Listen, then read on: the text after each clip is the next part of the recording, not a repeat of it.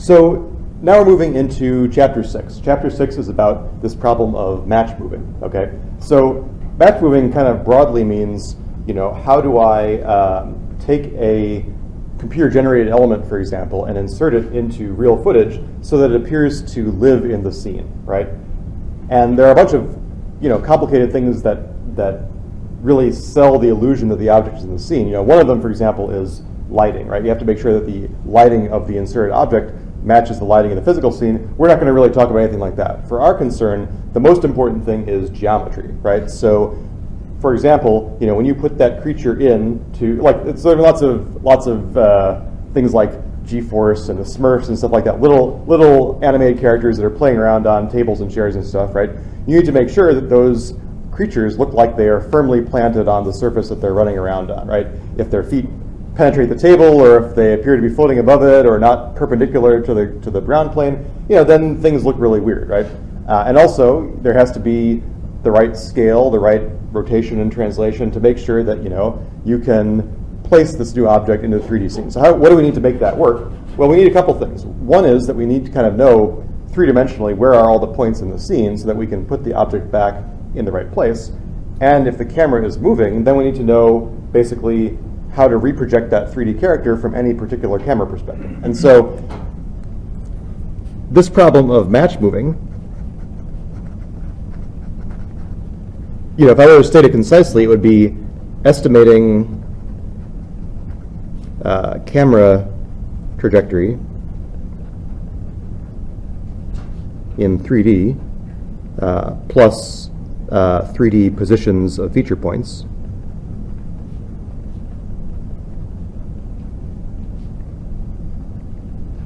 based on apparent motion of 2D correspondences. All right, so this is one reason that we cared so much about the features in chapter 4, is that, what is our basis for figuring out how the camera moves around? Well, the only thing that we can do is observe the images that we have obtained, right? And what can we pull out of those images? Well, we can pull out feature points, right? And using the detection and matching algorithms that we talked about in chapter 4, we can not only match feature points image to image, but we can also hopefully build long tracts of feature points as they move, as the camera moves around, right? And so typically what you have in a match moving scenario is, a bunch of images. You have the position of the feature point in each of these images. And if I were to trace out this trajectory, I would kind of have a little path of that feature point that moves around. I see the paths of a whole bunch of those feature points, and I use those to estimate the camera trajectory, right? Now, this problem, it's called match moving in the visual effects industry, okay, or camera tracking. So there are a bunch of names, that you may see that are related to this idea. Camera tracking is one. In computer vision, the key problem is called structure for motion, sometimes abbreviated SFM. So there was a lot of, this is actually one place where professors and grad students made a visible impact on the visual effects industry. Some of the stuff we talked about in the early parts of the class are really still more on the academic side, but this is a place where basically, I think a lot of work came out of the University of Oxford Computer Vision Group, where they really worked hard to solve the structure for motion problem, and then they commercialized it into a package called Boujou that was then picked up by the visual effects community and used to do all these effects, right? So for example, I remember seeing a talk by one of the Oxford professors saying that, he had just seen a preview for the new Harry Potter movie, and he knew that the Harry Potter match move data was still sitting on his hard drive at the office waiting to be fully processed, right? So there was definitely this connection between the film industry and the academic industry, or the academic world, purely in the context of this problem. How do you spell Boujou? Boujou, B-O-U-J-O-U. Right. So what I just said was this Boujou has a connection with Oxford. And the company that produced Boujou was called 2D3, and I think 2D3 got bought out by somebody. I need to check on that. Anyway.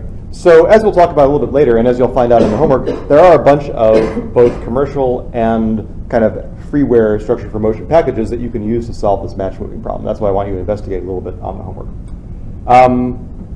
Another closely related field is called photogrammetry, which is a weird-sounding word, but basically, you know, the idea of looking at images and understanding what the three-dimensional objects that correspond to the images are, that came up very early in like almost the 1940s and 1950s when they were flying planes over terrain, taking pictures and wanting to know how they could build terrain maps from these aerial images, right? And so lots of the underlying techniques that we're going to talk about here were discovered by these kind of U.S. Army and Air Force, you know, researchers back in the day who really understand the mechanics of how images are projected from 3D world onto a 2D image plane. And then some of the stuff that was kind of talked about in the 1980s and 90s from computer vision was actually rediscovering some stuff that people had known in a different field entirely for many, many years, right? So it's a question of, you know, just that idea not percolating directly to the academic community where it started in the military world. Another one that you may have heard of that is a little bit related, although we're not going to talk about it really much here, is called SLAM. That stands for Simultaneous Location and Mapping, and that's something that is really more of a robotics idea, right? So you may have, you know, you've probably seen these DARPA Grand Challenge kinds of things where you've got a robot, could be like an autonomous car, or it could be just a little buggy that's driving around in a hallway somewhere. That robot is sensing the world. Often robots are not necessarily using images, they may be using other sensors like ultrasound or LiDAR, but many of them do have cameras. And from these observations, the robot is trying to self-localize itself with respect to its 3D environment, which is really the same kind of problem that we're trying to solve here, right? So all of these terms and all the algorithms that you see in these different academic fields are really kind of solving different aspects of the same problem, okay? So it's a very rich area. And one thing that I'm going to mention is that this area is quite mathematical, okay? So, you know, prepare yourself. This is going to be a little bit of a mathematical, you know, derivation type of chapter. Not so much today, but definitely next week. Because all the ideas that we're going to talk about are related to how do I take the 3D world and project it onto a 2D image plane? And then how do 2D correspondences imply things about the 3D world again? So we have to understand how to go back and forth between 2D and 3D, and that branch of mathematics is called projective geometry. And unfortunately, there's no real way to water it down too much. So I'm going to give you the high-level view with the understanding that there are whole other books written all about, you know, specifically problems in projective geometry. So there's a great book by Hartley and Zisserman called that one is called Multiple View Geometry, right? The second edition is out. And that book is like the Bible, in my opinion, for really understanding all the concepts that I'm only going to talk about at a somewhat high level in this chapter. So if you want to learn more about projective geometry, that's a great book. I don't claim to have written a better description of things than that. Okay, so the first thing we have to think about is, you know, where do we get these feature tracks? So we start with feature tracks. Or let me say, maybe it's better to say feature correspondences that are built into longer tracks.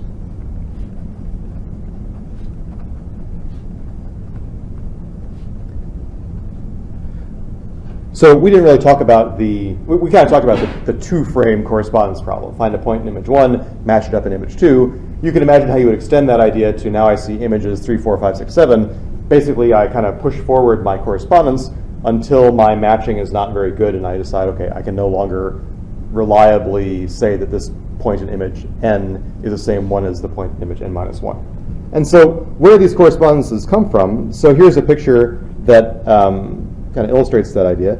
So the top row is kind of messy because of all the dots on it, but this is kind of what I might get if I had a slowly moving camera, right? So this is the kind of situation that you're usually in the world of video, where you're taking a camera, you're moving it around a scene, right? Now in this case, you know, since the camera is taking images that are spaced apart by not much more than a fraction of a second, you know, the way that a neighborhood of a feature point looks in image 1 is pretty close to the way that the feature point is going to look in image 2, right? It's only moved a 30th of a second. And so in this top row, we can usually get away with using, for example, Harris corners and simple, sum of square distances metrics for matching points, right?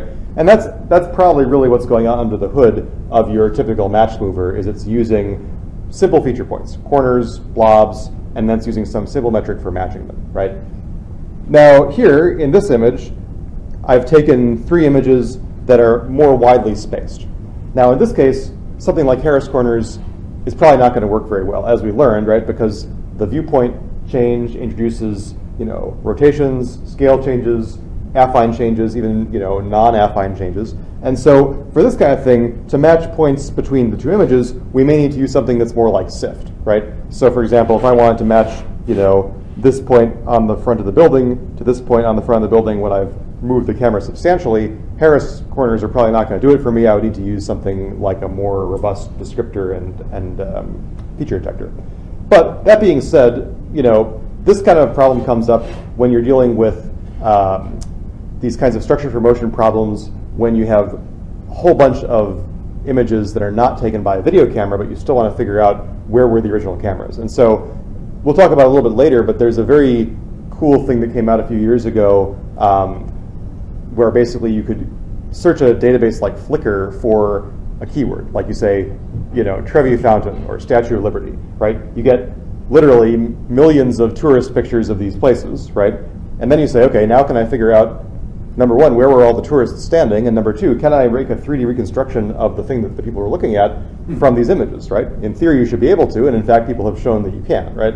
So that's not quite the same as the match moving problem in the sense that there's no smooth camera path between all these images, but the same fundamental ideas apply, okay? So that's kind of where you're going to be at in something like this. And the third image is just a picture of like a green screen studio where, again, in cases where you can physically introduce features into the world, then by all means you should do so, right? So in this case, I went into this green screen studio and I put a bunch of masking tape crosses on the walls and on this object, and then in that case, I know exactly where the object that I care about is, right? And that's something we talked about at the end of the features chapter, was that in the real world, visual effects artists will try and go in and they'll try to place some marks or some geometry in the scene for tracking later. And the tracking that they're talking about is for the purposes of later match moving, right?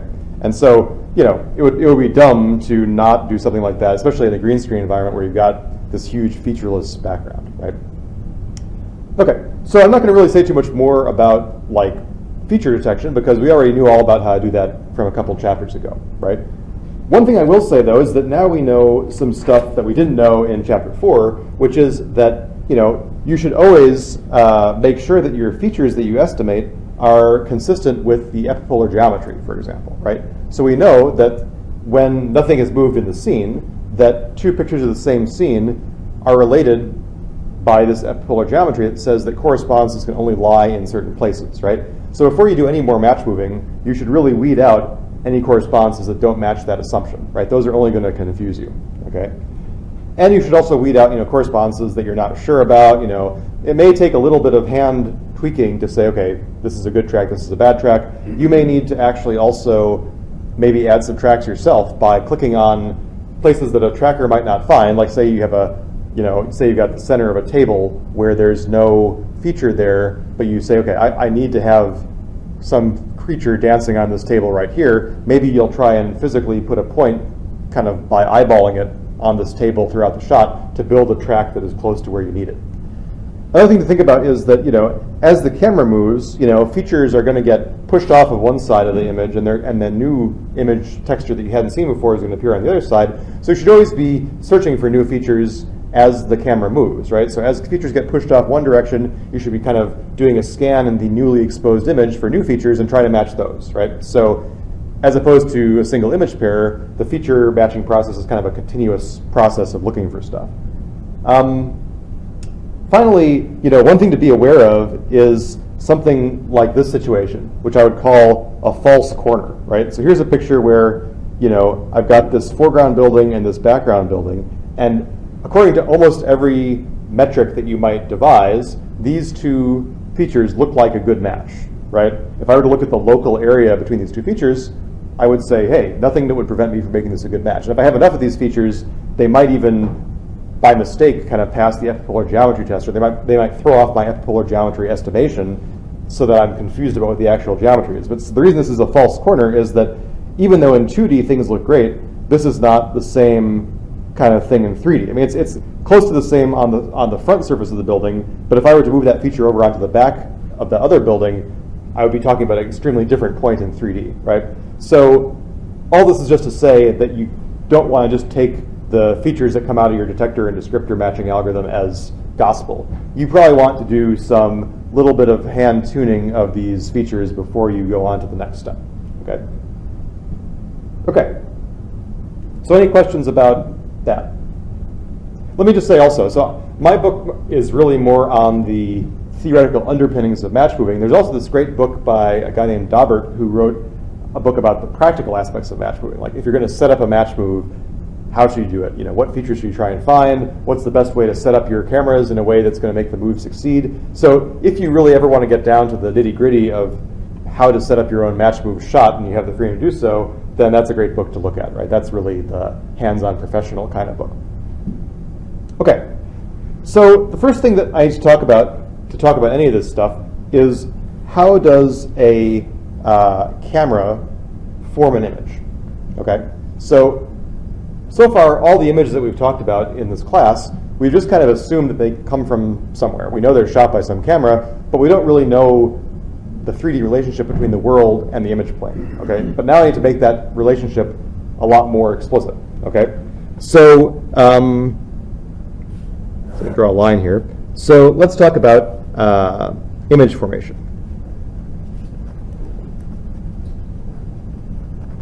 Okay, so we kind of know that if I were to blow this up, so here's my camera, here's the world, and what happens is that there is an opening, you know, right at the end of your lens called the aperture, right? When you click the shutter of the camera, that's what opens, lets light into the camera, and then what happens is that there is some surface behind the aperture that forms the image, right? So what happens is that, let's see if I can do this, a point in the world gets projected down through the aperture onto, you know, what used to be a piece of film and now is basically a CCD array, right? A light-sensitive array, okay? But the principle between film cameras and digital cameras is fundamentally geometrically, you know, the same, okay? Now, if you think about it, and I think that maybe it's easier to draw it from the side. So this is like, well, okay. Suppose this is a tree. Okay. Ta-da! Very nice, right? So let's think about what happens to this point here.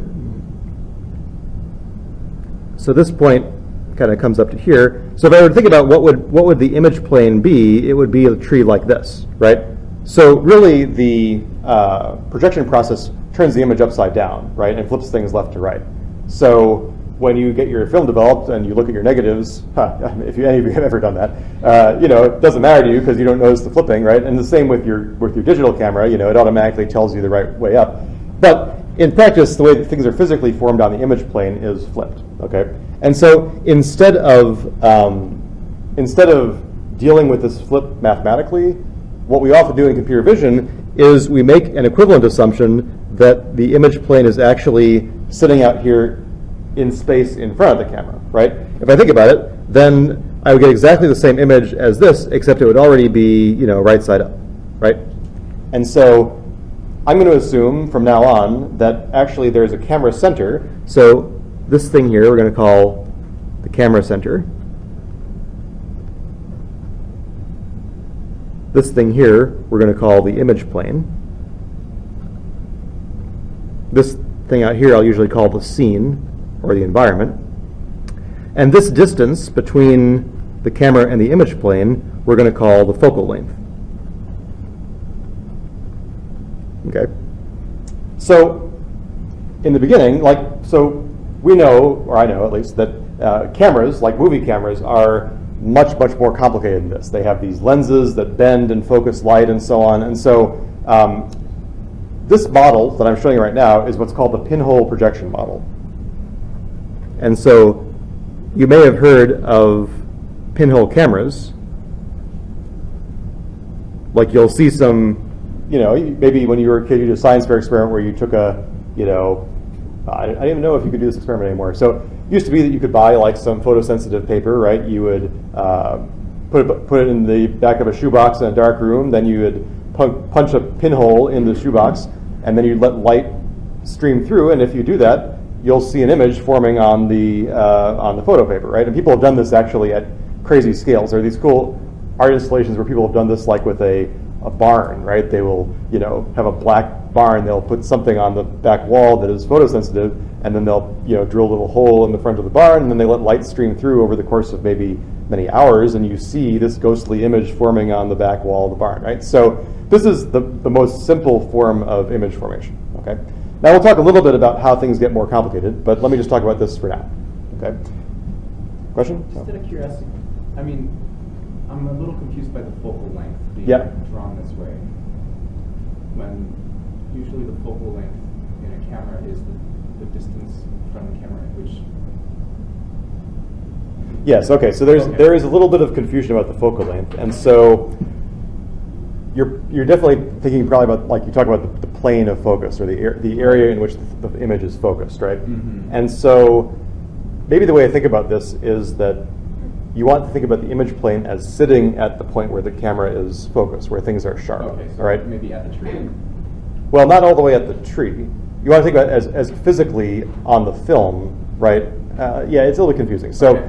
Yeah, moving on. But for our purposes, the focal length is the physical separation between the point where the light enters the camera and the position of the image plane, right? Okay.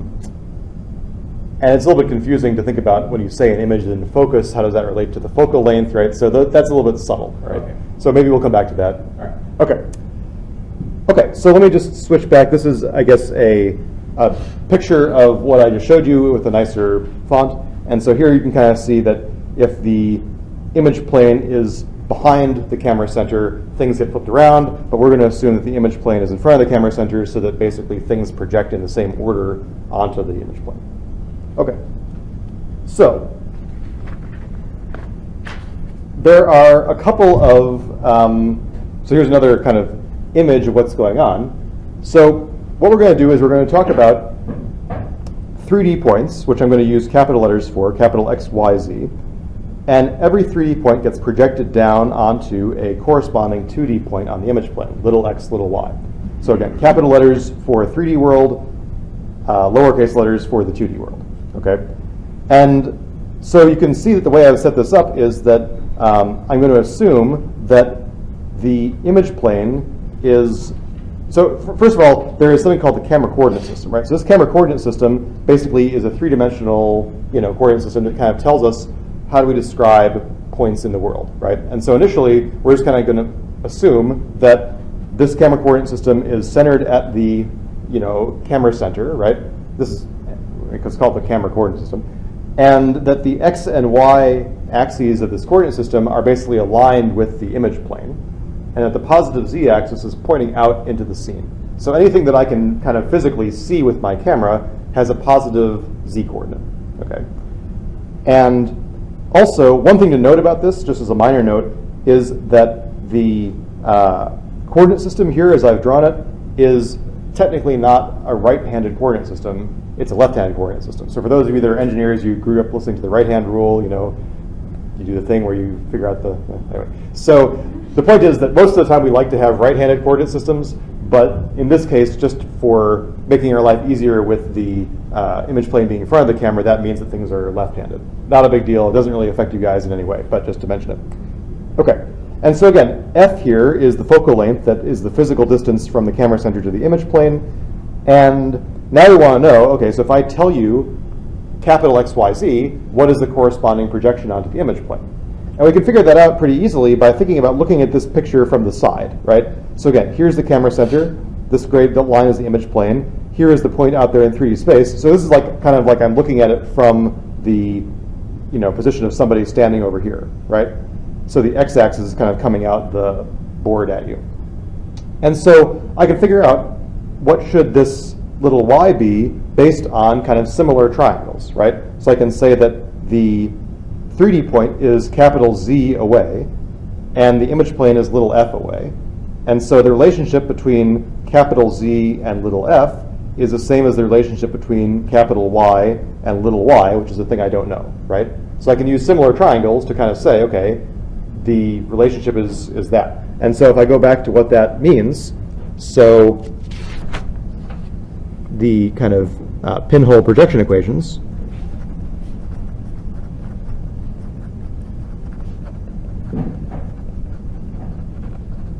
what I just found out was that little x is to little f as capital X is to capital Z. And little y is to little f as capital Y is to capital Z.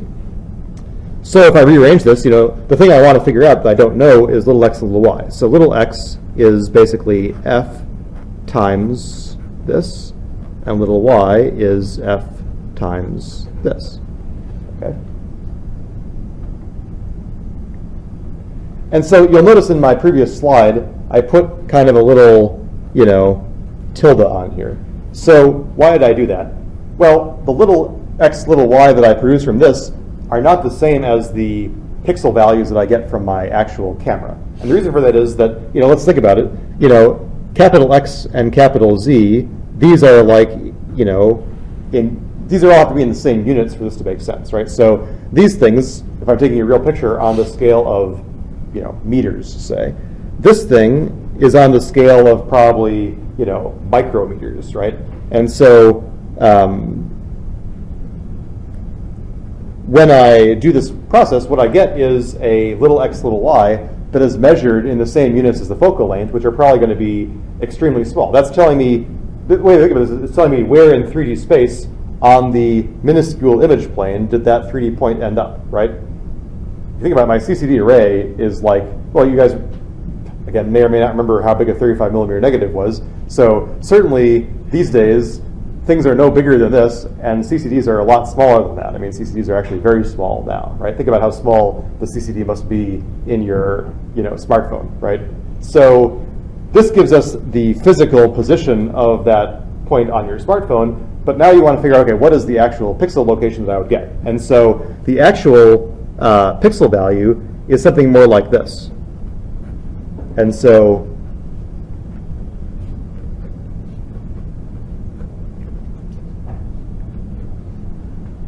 basically, these terms here serve to shift the center,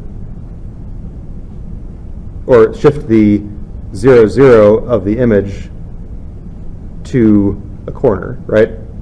So basically, when you look at an image in MATLAB or in OpenCV, the 0, 0 or the 1, 1 pixel is in the upper left-hand corner, and then you go all the way to the other lower right-hand corner to get the biggest pixel, right? This projection equation assumes that 0, 0 is in the middle of the image, right? And in kind of photography and image processing, you never really think about 0, 0 being in the middle of the image. You think about it being in a corner. So this is to shift it. And this pair of numbers here is to scale x and y by the physical dimensions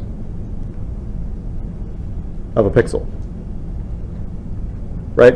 And so, basically this is like saying, okay, well, little x, when I did this experiment, turned out to be, 3 micrometers, right? And now I look in my camera specifications, I found out that 1 pixel is 1.5 micrometers wide. And so that means that my actual pixel location when I look at that image from the camera is 2 pixels, right? So basically you have to do this little experiment, or you have to do this little conversion to get the numbers that your camera is actually going to tell you when it gives you the image, okay? And so all of this is encapsulated nicely into what we call the camera calibration matrix.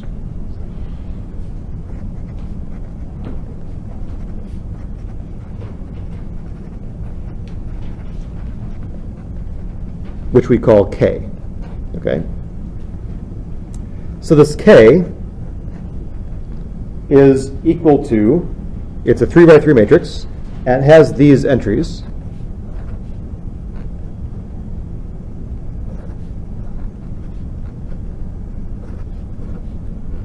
And these alphas basically are simply the kind of focal length in units of physical pixels. Right, so it's kind of like saying, you know, what is the ratio between the focal length and the width of a pixel in the x and y direction. Okay. So this camera calibration matrix kind of encapsulates everything that we need to know about how the camera forms the images, right? It's got the size of the pixels, and it's got the what we call the principal point, x0, y0, which tells us where we want to put the center of the image. Okay. And is that a capital F or a small f? These are small f's. Yeah, this is going to be a little bit confusing as I do this, so make sure you're, if you have any questions, clarify. Yes? What's the relationship between this and a standard projection matrix? What do you mean by a standard projection matrix? So I guess, what's going to put this in, so I'm going to bring it back to OpenGL graphics again a little bit. And so there's a matrix you can produce which yes. will... Okay, so there are two pieces to a camera, right? One piece is kind of what I would call inherent to the camera. No matter where I put it in the world, the camera has what we call, so this is a good time to say about this. These are basically called the internal parameters.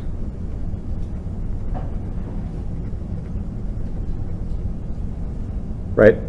So the internal parameters basically follow the camera around. So let's assume that I can't zoom the camera on the fly. Let's assume it's a fixed focus camera, right? So I buy my camera, a fixed focus lens, and no matter where I place that camera physically in the world, it has these properties for how points in the 3D world are projected down onto its surface, right? But there's the other piece, which is where is the camera in the world, right? Those are called the external parameters. That's the next thing I'm going to talk about. And so when you specify like a camera matrix in OpenGL, you're specifying a matrix that combines these two things. And I'm going to talk about how that works in just a second. But for our purposes, it's kind of important to separate out these two things to make it clear that there's some stuff that is fundamental to the operation of the camera, and there's some stuff that is kind of independent of the internal parameters, just where the camera is in space.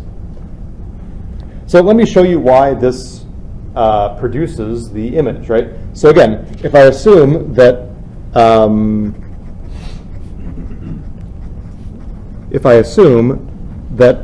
everything is represented in the camera coordinate system, what I can do is I can say that my observed pixel coordinate, so this is going to be a little bit of a new notation, there's this weird tilde,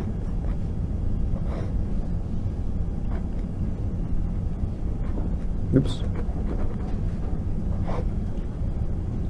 this is some new symbol I made, this is a Z, all right? So this means proportional to, or a different way of thinking about this is equal up to scale. So what happens if I take my 3D point and multiply it by this k, right? So I have my k, which is f over dx, f over dy, little x0, little y0, 1. I multiply it by my 3D point, and I get a vector. I get f over dx xc plus x0 zc, f over dy yc plus y0 zc.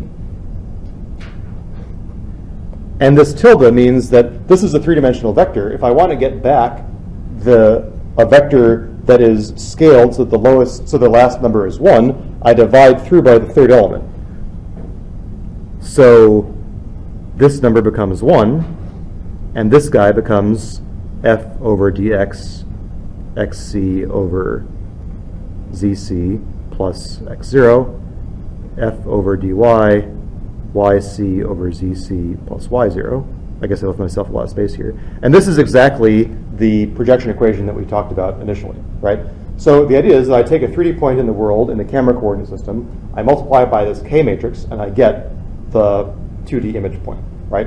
So this tells me everything I need to know about how does the camera act on points in the camera coordinate system to put a point into the image plane, right? Now you're going to see this notation a lot in this chapter, where there's some thing that is fundamentally a two-dimensional quantity, but I represent as a three-dimensional vector that is kind of proportional to something else, right? Part of the reason for that is that projective geometry, unfortunately, involves a lot of this kind of process of dividing one thing by another, right? That's inevitable, but the way that we write this equation kind of obscures that, or a little bit. It makes things much easier to write, right? So I don't have to divide anything. If I just were to show you this, this just tells me that I multiply image coordinates and I get, or I multiply scene coordinates and I get some image coordinates. This kind of notation where I tack a 1 on the end of something that doesn't necessarily need it, this is called homogeneous coordinates. And you're going to see this in this chapter.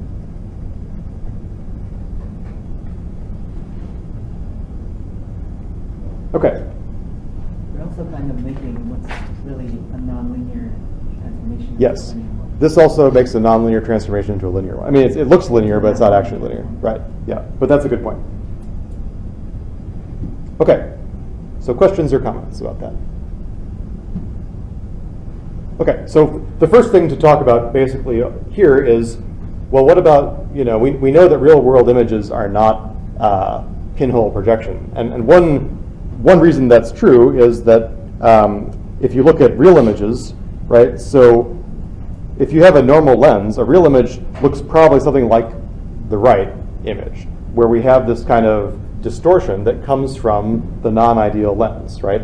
And so this usually manifests itself as what you call barrel distortion, where this thing is kind of bowed out, right? So instead of the checkerboard looking like a nice rectangle, it looks like its edges are kind of bulging out. And the same is true even up here if you look at this light, right? We know that this light should be a straight line, but it looks like it's kind of like this curved thing. You're probably used to looking at images like this and not really thinking about it too much, but it is true that basically, most cameras have some type of lens distortion, okay? Now, to apply all the stuff we need to do next, we need to both model and undo this lens distortion because we kind of assume in the following stuff that we're dealing with these ideal cameras, okay? And so, let me just say a word about lens distortion. So, lens distortion means that things that should be straight kind of appear to kind of bulge out a little bit. And the model for how this works is something like this. So, if I think about what the distorted image coordinates look like, it's usually something along the lines of what you would call radial distortion.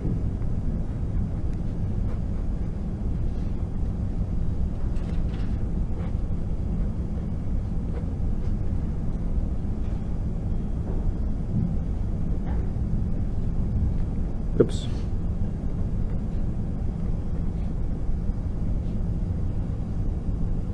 Is that an IN? It's a UN. Sorry.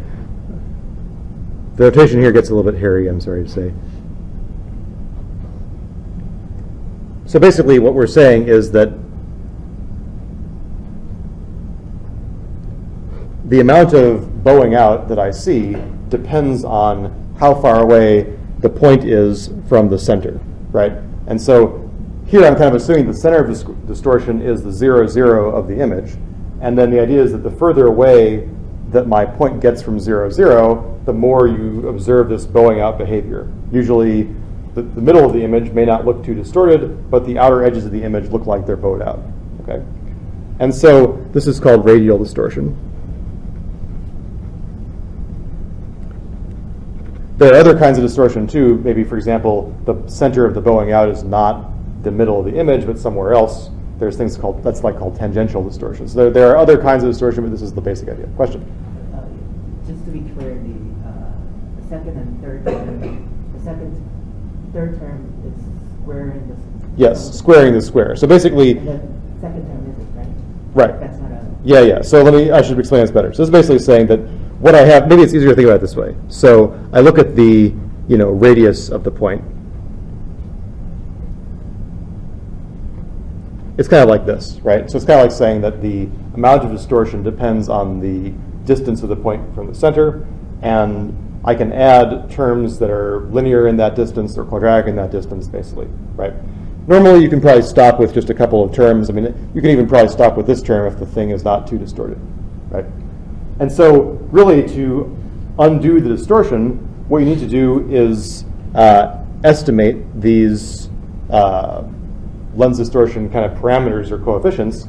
And the easiest way to do that is to take an image like this, where, for example, here, I know that this checkerboard should be square, right? And so what I can say is, okay, I could assign kind of world coordinates or image coordinates to the true positions on the checkerboard that I know should be in a rectangular grid, and then I observe the distorted checkerboard, and I use that to undo the distortion, because I see a bunch of examples of, you know, correct point and distorted point, and it becomes a kind of a linearly squares problem where, again, I only have two numbers I have to measure, or estimate, which are the K1 and the K2, right? So I've got lots of equations and only two unknowns. So it's not too hard to undo the lens distortion if I know, hey, I'm looking at something that should have been a checkerboard, right? So you can see a little more details in the book derivation, but that's the idea, is that you know what it should be, you observe what it is, and then you undo it, right? So one of the most common things initially to do when you're shooting a film is that you place a checkerboard in front of the camera at the lens settings that you're going to use to film the actual shot. You show this checkerboard, and then later on you undo the distortion based on this image of the checkerboard, right? That's a very common thing to do. Okay, so now I want to get to your question about when you look at OpenGL or something like that, what is the camera matrix, right? So there's this other concept called the external parameters.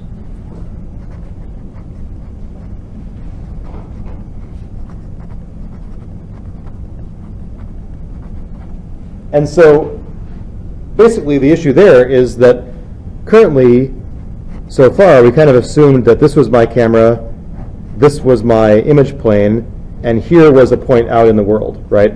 And I denoted these with little sub-C subscripts to indicate that those were points that were in the camera coordinate system, right?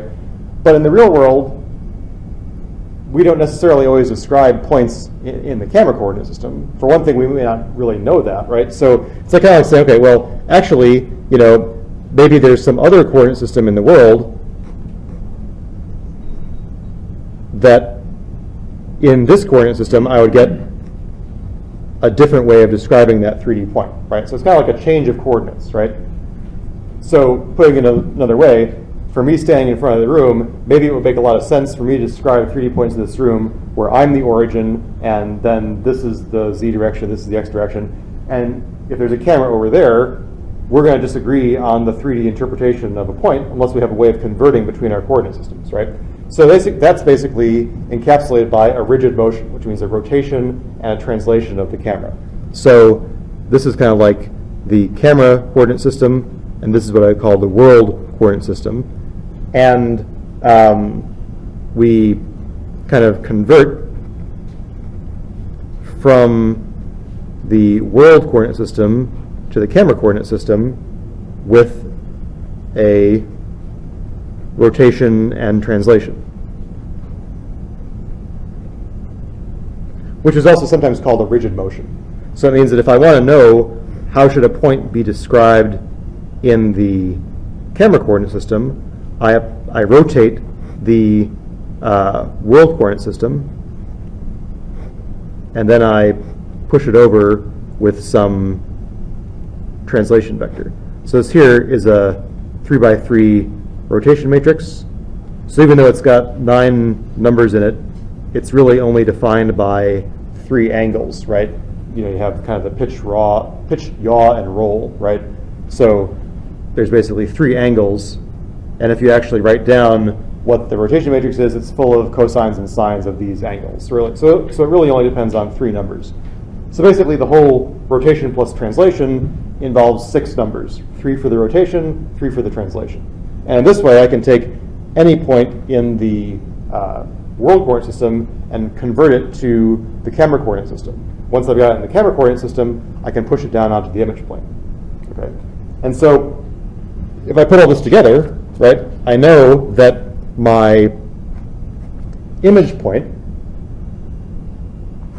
so this is what we talked about earlier, my image point that I actually see is proportional to k times this thing,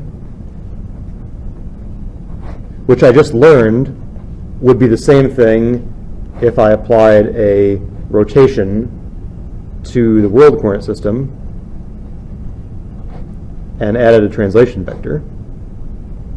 And so a different way of writing this would be k rotation matrix translation vector times the scene point followed by a 1, right? So if I think about how this works, right, this multiplication, so this becomes a 3 by 4 matrix, right, this guy here. So forget about the k for a second. So it's like saying I multiply this 3 by 3 matrix times this 3 by 1 vector, and I get this, and then I multiply the translation vector by 1 to get that, right? So I can see this kind of encapsulates the whole thing. And so I'm going to call this whole thing here P. And P is what we call the camera matrix. So it's a little bit confusing because we have a camera calibration matrix, which is K, and we have a camera matrix, which is P, and P is the one that kind of ties everything together, right? So in OpenGL, you're probably specifying P, right? You give a 3 by 4 matrix that tells the camera how to interpret points in the world and put them into the image plane, right? So that's probably what you're used to doing, right? And so again, this is a 3 by 4 matrix. If you think about it, even though there are 12 entries in this matrix, there aren't actually 12 degrees of freedom in the whole thing, because we know that there's only 3 degrees of freedom for R, 3 degrees of freedom for T, and then if you look back at the way that we formed up K, there's really only 4 degrees of freedom here. The focal length, the principal point. Actually, I guess the way I've written this, there's 11 degrees of freedom. F, dx, dy, x0, y0, right? But in practice, most cameras these days produce pixels that are square, right? Meaning that the aspect ratio, which is like the difference, the ratio between dx and dy, is just 1, right? So it used to be that you dealt with these kind of either weirdly made or poorly made cameras that you could have non-square pixels back in the day, and also even more crazy, you could have non-rectangular pixels. You could have pixels that were actually like little parallelograms due to poor manufacture or misalignment or something like that. So there was something called the skew, which basically told me what the angle of that parallelogram was. These days, for any camera that you would encounter, you can rely on the skew being 0, and I think the pixels being square. Okay. And so putting this all together, we often represent this, if I were to kind of represent this with a bold X for image coordinates and a bold capital X for scene coordinates, I can kind of encapsulate the entire image formation process with this really simple equation, right? Everything is inside this camera matrix, capital P, okay? And so kind of going forward, what we need to know, so now this kind of sets up the problem of match moving, right? So the problem is we don't know capital P for given camera position. So we need to estimate that. So in some sense what's happening is that at every point of the camera motion, we need to estimate the corresponding P matrix, okay? And so fundamentally what's changing as the camera moves is that the rotation and the translation, the external parameters are changing. If we assume the camera is not kind of continuously zooming, then the K matrix is fixed, and that fixed K matrix will help us with our analysis later on, okay? Okay, so questions about the setup? Yes? Clarify, since we're only doing rotation and translation, the world coordinate would also be left-handed, right? Yes, in this case the world coordinate is also left-handed, right? So we're going to assume that all the coordinates are left-handed, that's right. Because we want this rotation matrix to be a normal rotation matrix that has determinant 1, right? We could do it the other way with a rotation matrix that had determinant -1, but we don't want to do it. Okay. So what I want to talk about for the rest of the time is what I would call single camera calibration. Okay, so how could I find this P? Okay, so there are 2 things I want to talk about. One is actually pretty simple, which is called resectioning. And this is a fancy word for saying estimating P from known little x and big X, right? So it kind of stands to reason that if I knew a bunch of 3D points, and I also knew exactly where those points were on the image plane, then I have lots of information that I can use to estimate the camera matrix, right? So if I look at the, again, if I look at the P matrix like this,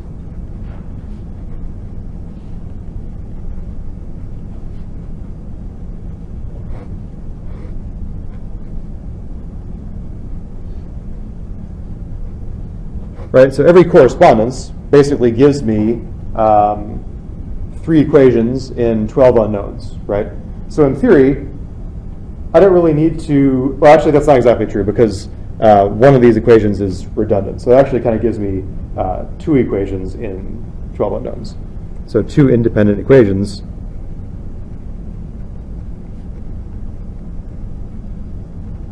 in 12 unknowns.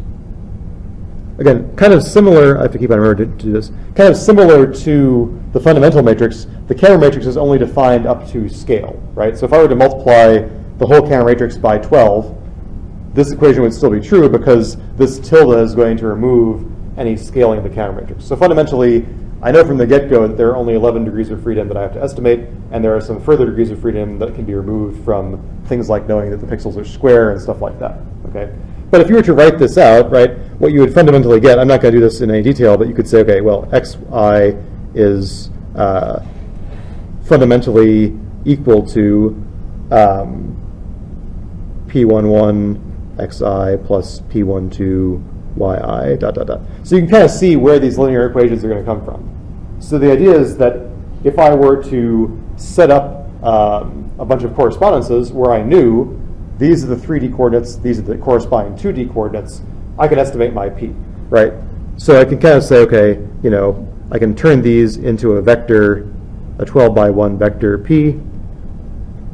This whole thing turns into a linear system like this.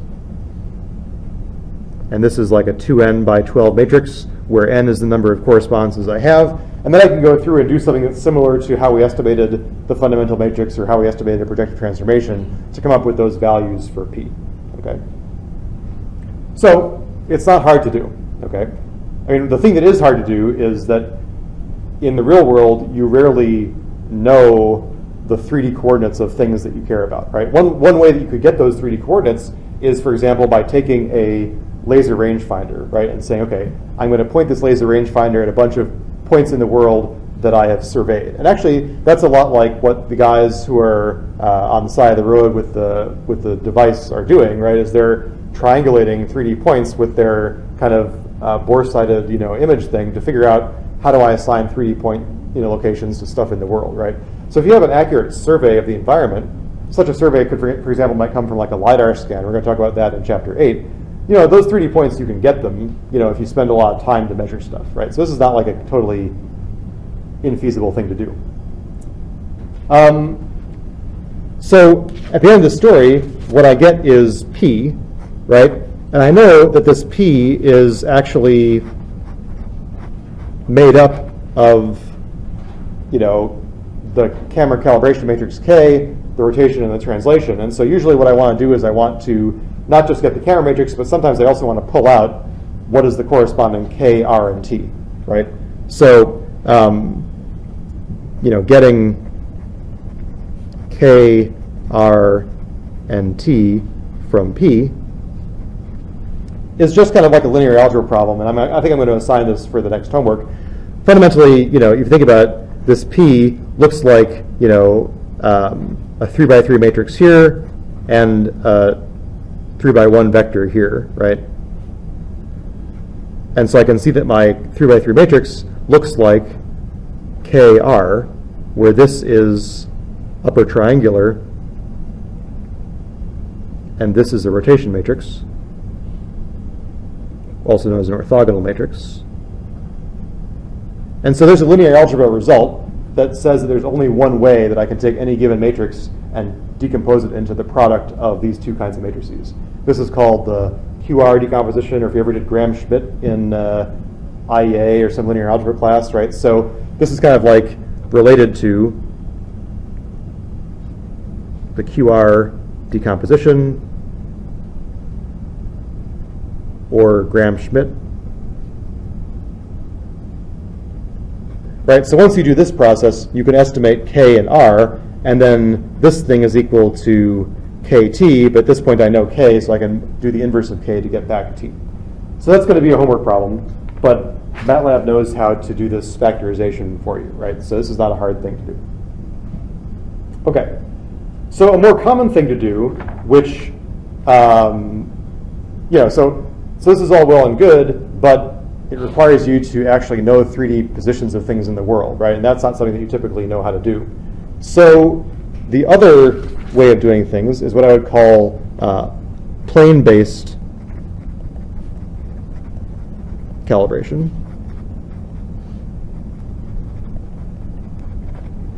And so the way this works is that I'm going to estimate so this is usually for internal parameters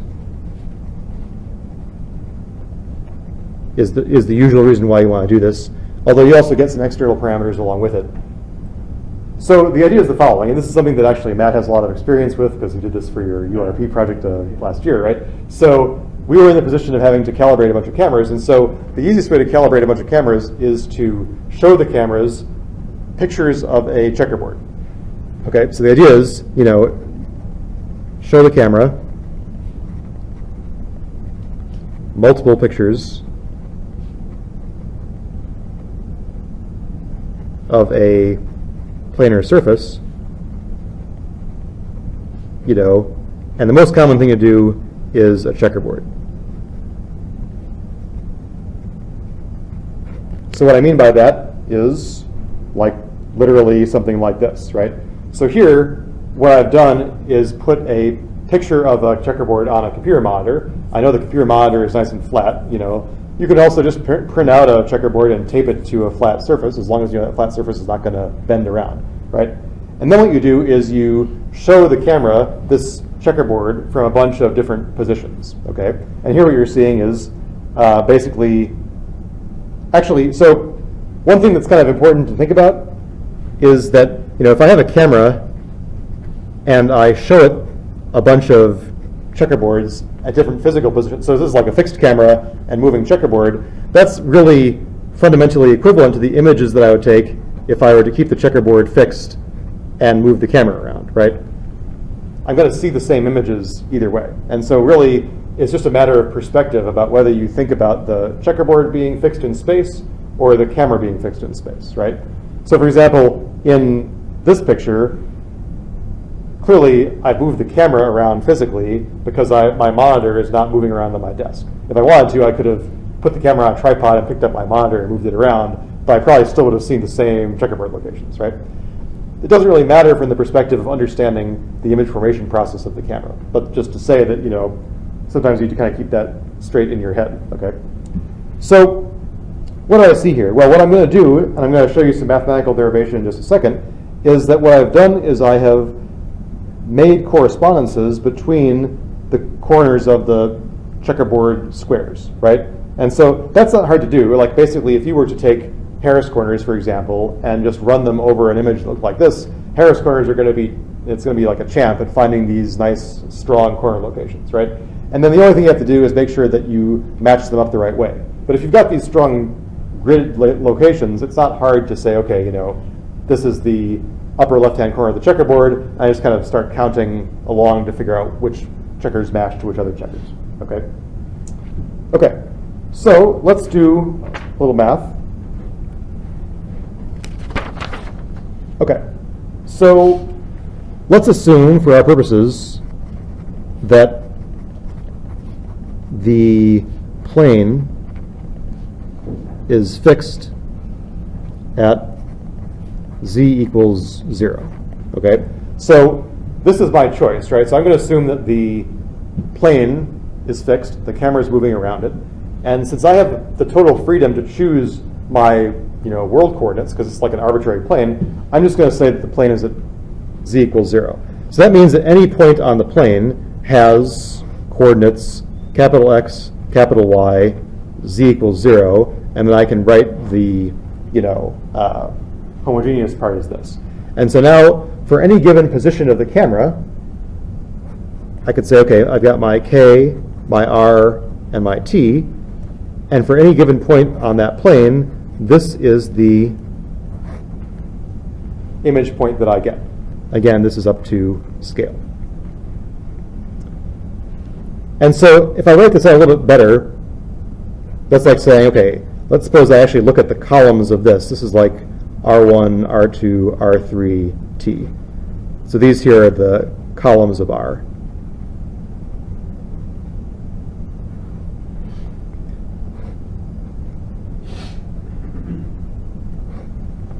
And actually, if I think about this, when I write it in this way, you can see that this column of R, R3, is always just getting multiplied by this 0, right? And so actually I can write this more simply as R1, R2, T times X, Y, 1. Or, putting it a different way, I could say this is just like some 3 by 3 matrix H times X, Y, 1. And so what have I learned, right?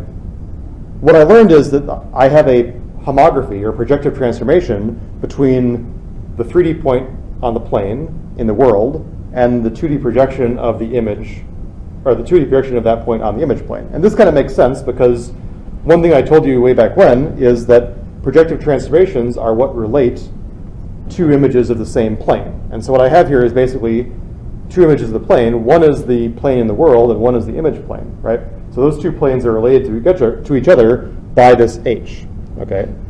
And so the idea is that, so for every camera position,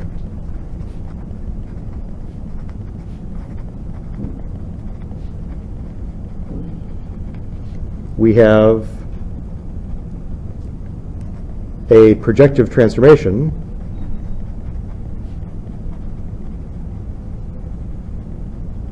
or just a 3 by 3 matrix H sub I, where H sub I is equal to K times the rotation matrix at that point times the translation vector. And here what I'm assuming is that I've got the same camera, right? So the focal length of the camera isn't changing. All the internal parameters of the camera are the same, right? The only thing that's changing is physically, where did I put this camera in the world, right? And so now, what I'm going to do is I'm going to use these H's to build my corresponding P, okay? So let me write this a little bit differently. This is like saying, again, this is up to scale, so let me make this a little bit clearer. So let's say that HI is equal to some unknown scale factor times, oh, and actually this is not quite right. This is like K R1I. All right, let me scratch that. All right, so HI is equal to some scale factor that I don't know, rotation vectors, and this translation times this K. I still managed to screw it up. I'm going to write that one more time the right way.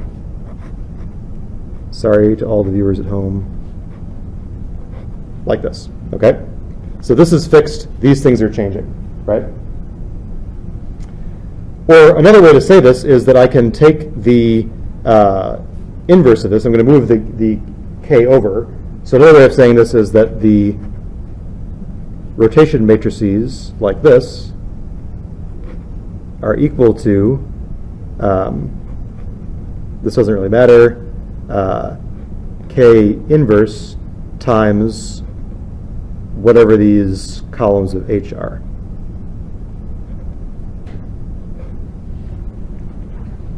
And so here is the trick. The trick is saying, okay, well, what can I do now Well, one thing that I know is that these guys here are rotation matrices columns, right? And the special thing I know about rotation matrices is that, number one, that the norm of each of these guys should be equal to 1, right? So that's like saying that this is a unit vector, this is a unit vector. And I know that if I were to take the inner product of these things, I should get 0, right? Because I know the vectors are perpendicular to each other. And now I have some constraints that I can apply, right? I can say, okay, I basically have two constraints, or two equations. One says that, R1I transpose R1I equals R2I transpose R2I. And the other one is that R1I transpose R2I equals 0. Now, if I follow that along, that implies some stuff that involves the H's that I know and the K that I don't know. So, for example, let's think about what this first thing implies. So, for example, the first equation implies that H1I transpose K transpose inverse. So I'm skipping a couple of steps here that are in the book. So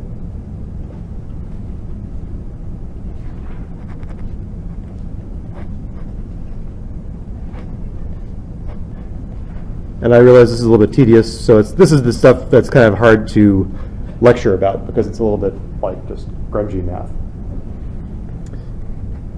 And the second equation, if I work it out, tells me that H1I transpose KK transpose inverse H2I equals 0. Okay. So the thing to get from this, the main concept to get from this, is that now I have some constraints. I know this stuff.